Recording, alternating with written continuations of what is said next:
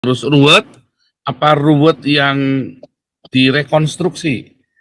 Nah, kalau Anda pilih Prabowo Gibran, Anda sedang direkonstruksi. Ruwet, saudara, kacau, chaos, tapi Anda sedang direkonstruksi. Mungkin negaranya bubar, Indonesia pecah. Karena Prabowo Gibran ini terlalu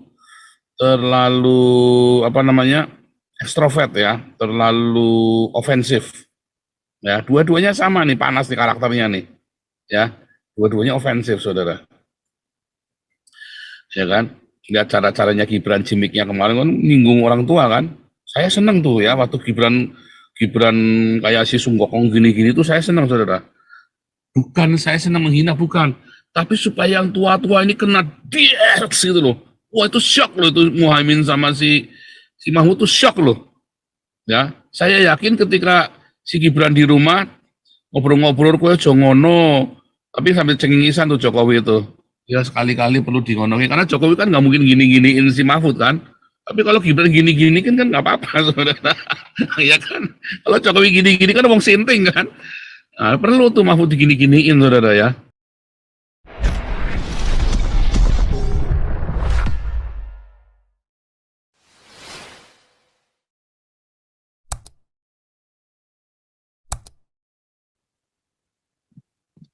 Itu dia deh Pak Po. Ya, oke. Jadi saudara, saat ini Indonesia ini udah parah sekali. Ya, udah amat sangat parah. Memang nanti siapapun presidennya, ya pasti ruwet. Tetapi, ya saudara seperti tinggal ruwetnya mau ruwet terus ruwet, apa ruwet yang direkonstruksi. Nah, kalau Anda pilih Prabowo Gibran, Anda sedang direkonstruksi. Ruwet, saudara, kacau, chaos, tapi Anda sedang direkonstruksi. Mungkin negaranya bubar, Indonesia pecah. Karena Prabowo Gibran ini terlalu apa namanya, ekstrovert ya, terlalu ofensif. Ya, dua-duanya sama nih, panas nih karakternya nih. Ya, dua-duanya ofensif, saudara. Ya kan? Lihat cara-caranya Gibran, gimmicknya kemarin kan nyinggung orang tua kan. Saya seneng tuh ya waktu Gibran Gibran kayak si Sunggokong gini-gini tuh saya seneng, saudara. Bukan saya senang menghina, bukan. Tapi supaya yang tua-tua ini kena dieks gitu loh. Wah, itu shock loh, itu Muhaimin sama si Mahmud tuh shock loh. Ya, saya yakin ketika si Gibran di rumah ngobrol-ngobrol kue jongono, tapi sambil cengengisan tuh Jokowi itu. Ya sekali-kali perlu dingonongin karena Jokowi kan nggak mungkin gini-giniin si Mahfud kan. Tapi kalau Gibran gini-gini kan nggak apa-apa, saudara. Ya kan. Kalau Jokowi gini-gini kan ngomong sinting kan. Nah, perlu tuh Mahfud digini-giniin, saudara ya. Perlu, saudara. Nah, yang berani hanya Gibran. Kaisang aja belum tentu berani, saudara. Ya kan? Songong begitu kan belum tentu berani Kaisang. Nah, ini bikin Indonesia bisa bubar, bisa pecah. Tapi rekonstruksi, kalau dipegang sama Anies atau Ganjar, ya mungkin nggak pecah, negaranya nggak pecah, tapi bubar, saudara. Udah karu-karuan, porak-poranda. Waduh, kalian menderita semua. Ya, yang penting bersatu Pak, gundulmu peyang, saudara. Goblok kamu. Ini bukan pernikahan, ini negara, mendingan bubar. Daripada kamu bersatu, ya Pak, mangan orang mangan, yang penting kumpul, goblok kamu. Kamu lihat tuh Syria lu, mangan orang mangan, yang penting kumpul itu loh. Syria itu bubar, saudara. Nggak karu-karuan, nggak pecah kan, tetap ada negara Syria kan, hancur-hancuran. Ya kan? Kayak Irak tuh, tetap bersatu kan, tapi hancur-hancuran kan. Ya kan? Bodoh kamu. Bubar, dibubarkan, direkonstruksi. Sakitnya itu paling hanya 5-10 tahun, saudara. Kayak Rusia sekarang bersatu lagi. Wah, superpower langsung. Dari miskin, jadi sekarang Rusia itu. Siapa yang berani lancang sama Putin, sama Rusia hari ini? Ya kan? Siapa yang berani lancang sama Cina hari ini? Kan nggak perlu demokrasi. Ya kan? Itu contoh ya. Kompor, lanjut, kompor. Mana kompor? Ya, Pak, Ben, cariin Pak. Kompor dong, Ben. Iya ya, Pak, jangan ya. Itu Pak, jangan dibilang kompor. Saya kan ada kepastian saya bilang tadi ya. Saya bilang. Cuma tadi sebenarnya Nggak saya apa-apa. memang Itu kan ya. pendapat orang terhadap Pak Teddy, boleh-boleh saja, ya kan? Oh iya, tapi Pendapat saya orang kan ke Pak Teddy kan jujur boleh-boleh aja. saja. Saya nggak ada musuh ya Pak, jujur aja, Mm-mm. nggak ada itu. Pendapat Saya orang ke Pak Teddy kan saya boleh-boleh saja. Pak Teddy tidak bisa menolak anggapan orang kepada Pak Teddy, tetapi yang penting kan kita nyatanya masih kongko bareng. oh iya, saya Ya, jangan saya santai sia-sia aja Pak doa Teddy. saya Pak. Kalau Iya, saya tetap di ada sini, niat baik-baik jahat aja di dalam sini. hatiku, ya Ya, ini itu Ben, pasti kompor Ben, bisa. kompor. Kecuali Bu Sony masih dendam Nah, sama kalau Bu lu. Sony repot urusannya, saya nggak ikut-ikut. Ini urusannya sudah nyawa ya. Yang Iya penting iya Pak. jangan menyakiti saya, Pak Teddy. Ini Ya. saya sudah nyawa ini, saya udah nggak urusan ini, Kan udah tetap nggak ikut ini. Iya Pak, kita ya yang penting kita Ben, bicara kompor, politik Ben. ya. Ayo Ben, kompor Ya Ben. Pak, nggak kompor sih Pak. Saya sebagai generasi muda gitu kurang begitu ini ya antusias mengenai politik ya. Kita sih yang pragmatis aja ya, karena basic saya kerjaan saya banyak bidang properti, jadi ya otaknya otak dagang gitu. Yang tidak terlalu banyak yang retorika, jualan hasil. Saya Nah, sedikit berkomentar Nah Pak. ini tanya, Ben, aku mau tanya sama kamu. Kamu kan properti. Iya. Kenapa Ah. kalau properti di sekitar masjid harganya anjlok? Ya, itu pertanyaan saya. Kamu kan properti. Wah, saya nggak boleh jawab Pak, karena saya masih di Indonesia nih. Nanti kalau Pandi saya jangan jawab, cari masalah, Pandi. 2 jam langsung ada Aduh, tukang bakso kecuali depan Pandi rumah saya. menyiapkan paspor sama tiket buat Ben malam ini, nggak apa-apa Ben suruh jawab, lah suruh jawab ya. Loh, Ini itu aku jawab kenyataan loh, Ben. Ya, Itu kenyataan betul loh, Pak. Ben. Ya, apalagi dalam kredit polisinya Bank BCA ya atau OCBC ya, itu properti yang dekat dengan tempat ibadah itu pasti ditolak gitu. Nggak bisa KPR lewat mereka, itu aja Pak. Oke, ini kembali ke ini ya Pak. Pak Paul, Teddy ya. jangan ngomong dulu, kasihan ini Ben sampai malu-malu ngomongnya, sampai bingung loh. Pandi Ini stop Pak dulu. Paul, Ya, benchmark saya mungkin Israel zaman modern ya Pak ya. Kalau Indonesia, kalau kemerdekaan kan 1945, Israel modern 1948. Artinya secara umur masih lebih tua Indonesia dibanding Israel. Cuma kemajuannya itu sangat berbeda jauh. Meskipun jumlah penduduknya lebih banyak, tetapi prestasi-prestasi gemilang apa yang telah diberikan Indonesia kepada World Society gitu. Ya, dibandingkan dengan Israel gitu. Mereka sudah cetak banyak ilmuwan-ilmuwan yang sudah dapat Nobel, teknologi-teknologi yang bahkan kita pakai pun kita masih hina-hina orang-orangnya ya yang ada di sana gitu.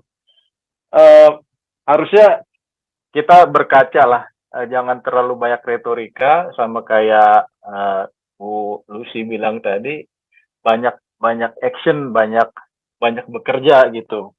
Saya setuju banget dengan pendapat Pak Paul tadi, harus ada gebrakan gitu. Jangan pilih lagi itu orang-orang yang tua, yang terlalu banyak drama, berkolusi, bikin intrik. Hasilnya apa gitu? Saya mau cerita sedikit, opini lah. Kalau dari saya pribadi, ekonomi Indonesia ini kan 75% itu digerakkan oleh UMKM, which is orang-orang yang berdagang gitu, entah itu online atau di pasar. Hanya saja dari pengamatan saya sendiri, akses untuk mendapat pinjaman itu cukup sulit. Mungkin bisa dibilang mustahil untuk kita dapat akses modal. Even walaupun kita sudah dapat akses, suku bunganya itu cukup tinggi. Coba bayangkan kita nabung di bank lokal ya, mungkin bunganya hanya 3 atau 4%, 2-3% per tahun, dan itu pun dipotong oleh pajak. Tapi pada saat kita pinjam, itu bisa sampai 7-10%. kalau mungkin pinjam di perusahaan pembiayaan itu bisa 15% per tahun. Apalagi pinjam ke fintech ya alias pinjol itu bisa sampai 30 30 sampai 100 bahkan bisa sampai 100% suku bunganya per tahun. Artinya apa? Di Indonesia ini market untuk pinjaman itu sangat besar karena apa? Aksesnya susah, hanya bisa didapatkan oleh orang-orang dengan apa namanya kedudukan tertentu. Nah, pesan saya adalah siapapun yang nanti naik di Februari atau mungkin di pemilu kedua, eh, babak kedua nantinya, tolong dibantulah khususnya untuk akses pendanaan karena kalau yang saya lihat negara ini hanya datang 2 kali setahun. Pertama itu pada saat menarik pajak dan yang kedua itu pada saat minta suara. Selebihnya ya udah urusan Anda sendiri gitu. Jadi saya minta tolonglah kepada bapak-bapak yang mungkin nanti akan naik. Ini adalah suara atau mungkin jeritan dari rakyat di bawah ini. Tolong dipermudah untuk akses pembiayaan ya UMKM khususnya. Itu dulu Pak Paul. Thank you. Lah urusan UMKM ini kok sekarang kan lagi rame itu mau dimatiin nama pemerintah UMKM apa itu entertainment itu pajak dinaikin 40%. Itu gimana itu? Mematikan Pak. UMKM. Ya kan? Itu sih lebih ke ini Pak Andi, lebih ke pajak apa namanya? Kayak pajak hiburan, pajak hiburan. Ya, hiburan kelas tinggi gitu. Iya. Even yang orang kaya aja teriak ya, kelas-kelasnya Hotman yang asetnya itu mungkin udah total asetnya dia udah mungkin kalau dirupiahin udah 3 triliun. Ya itu memang menurut saya nggak bener lah itu. Memang mesti kayaknya sih memang udah ugal-ugalan ya di segala lini, hampir di segala lini pemerintah itu ugal-ugalan dia. Harus di apa namanya? Harus direm gini. Ya, makanya ini kita suarakan lah siapapun yang nantinya naik. Aku sih pribadi I don't give a damn siapa yang mau naik. Yang jelas kamu bisa kerja dengan baik dan kamu jangan bikin orang ini sengsara karena kalau orang udah sengsara gitu ya efeknya macem-macem gitu bisa apa namanya ya berantakan lah chaos gitu. Bisa meledak lagi kayak 98. Dan 2 hari lalu saya dengar narasi mafia pajak antara apa yang pakar pajak itu sama yang pakar hukum itu. Saya lihat diskusinya 2 hari lalu. Alvin Lim. Gimana Pak? Gimana Pak Teddy? Itu ya.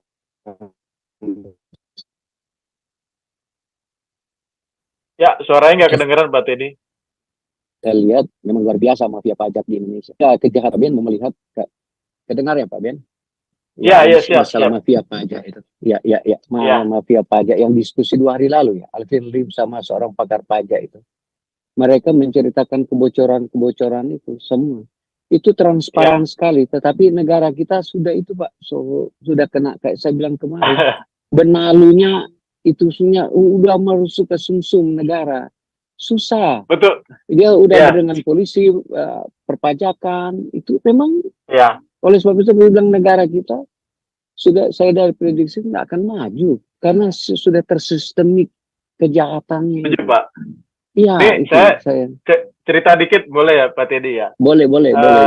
Saya punya tante, adiknya mamaku itu dia dulu almarhum kerja di KPKNL di Surabaya ya, suami istri. Nah, pada waktu itu saya kebetulan udah lulus kuliah tuh. Dia bilang ya udah kamu kalau mau kerja udah masuk aja, cuma saya terlalu idealis ngapain jadi apa namanya jadi pegawai pemerintah gitu, terlalu lugu lah, terlalu naif gitu, antara nyesel dan enggak sih.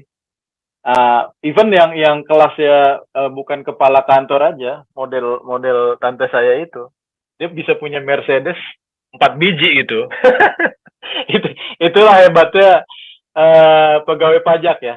Saya ngomongin bukan pegawai pajak, KPKNL ya, yang under Departemen Keuangan. Ya, artinya apa? Ya yang kelas seperti dia aja bisa punya aset seperti itu, apalagi bos-bos ya gitu. Jadi bukan rahasia, bukan rahasia lagi. Semua orang udah tahu gitu, sudah ngerasain.